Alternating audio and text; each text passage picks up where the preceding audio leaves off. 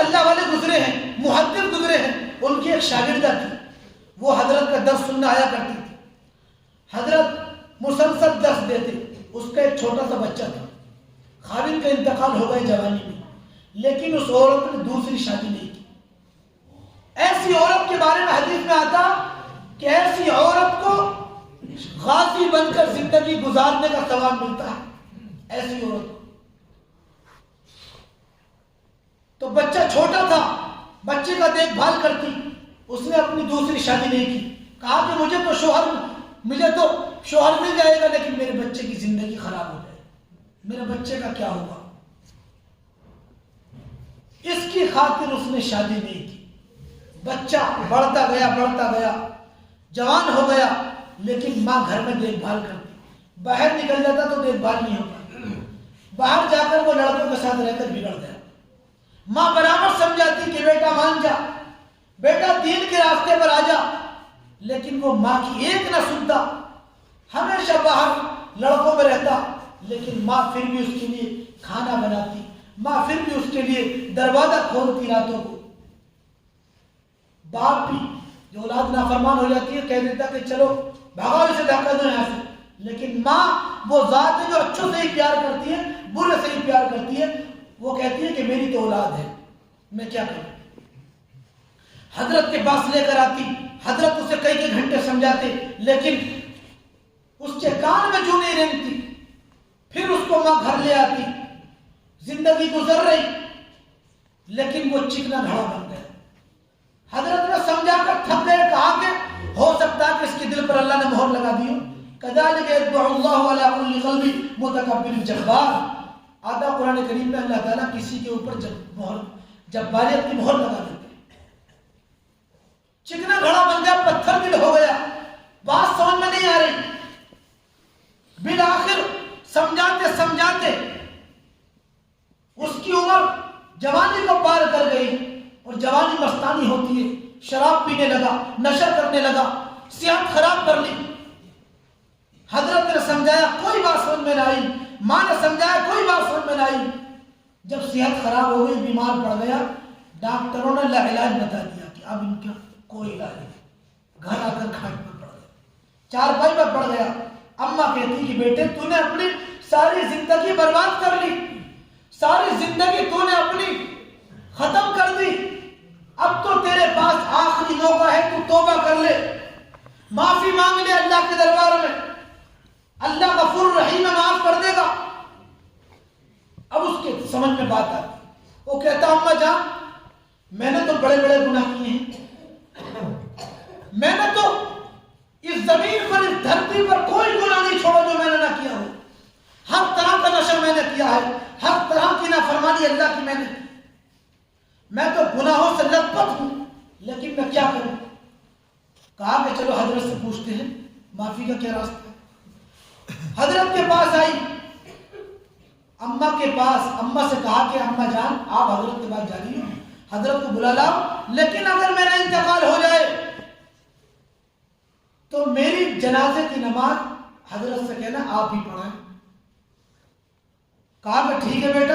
اب ماں جاتی ہے، حضرت دوپہر کا کھانا کھا کر قیلولے کے لیے لیٹ رہے تھے، حدیث کا درس بھی دینا تھا، دروازہ کھٹکھٹایا، کہا کہ آپ کی شاگردہ ہوں، میرا بچہ توبہ کرنا چاہتا ہے۔ حضرت سمجھ گئے پھر وہ میرے ہی وقت خراب کرے گا، پھر اس کو بہلا پھسلا رہا ہے، لہذا معافی نہیں مانگے گا۔ حضرت نے کہا کہ وہ پھر ٹائم خراب کرے گا آپ کا، جاؤ مجھے آرام کرنا ہے۔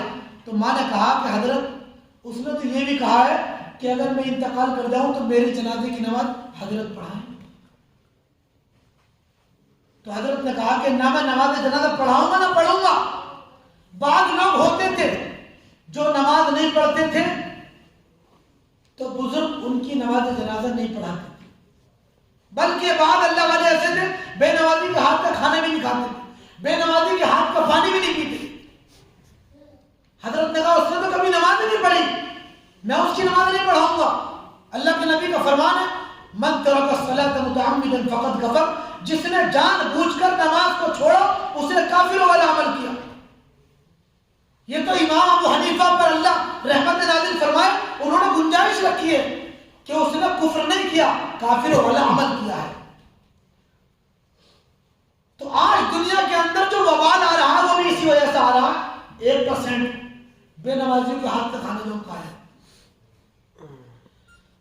نے انکار کر دیا. ماں کی آنکھوں میں آنسو, ماں کے دل میں غم تو تھا ہی, اب ڈبل غم ہو گیا, ڈبل رونے لگی, تڑپتی ہوئی آنکھوں سے واپس آئی اور دروازہ کھول کر اندر آئی. بیٹے نے دیکھا اماں کی آنکھوں میں آنسو ہے. بیٹا کہنے لگا اماں جان آپ کیوں رو رہی ہو, کیا وجہ ہے, اماں جان آپ کیوں رو رہی ہو. ماں کی چیخ نکل گئی کہ حضرت نے تیرے پاس آ کر آنے سے منع کر دیا, تو کتنا برا ہے, تو کتنا برا ہے, اور تیری نماز جنازہ پڑھانے سے بھی انکار کر دیا, تو نے کیا حالت کر لی اپنی.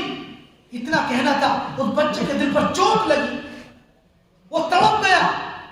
فوراً اس کے دل میں شرمندگی اور ندامت آئی.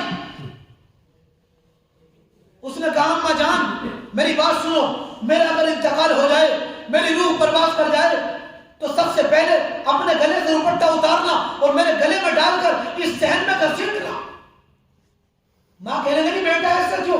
کہا کہ اماں جان تاکہ لوگوں کو پتہ چل جائے کہ جو رب کا نافرمان, ماں باپ کا نافرمان ہوتا ہے اس کی سزا یہ ہوتی ہے. اور اگلا جملہ کہا کہ اماں جان مجھے مسلمانوں کی قبرستان میں دفن مت کرنا, مجھے اسی صحن میں دفن کر دینا.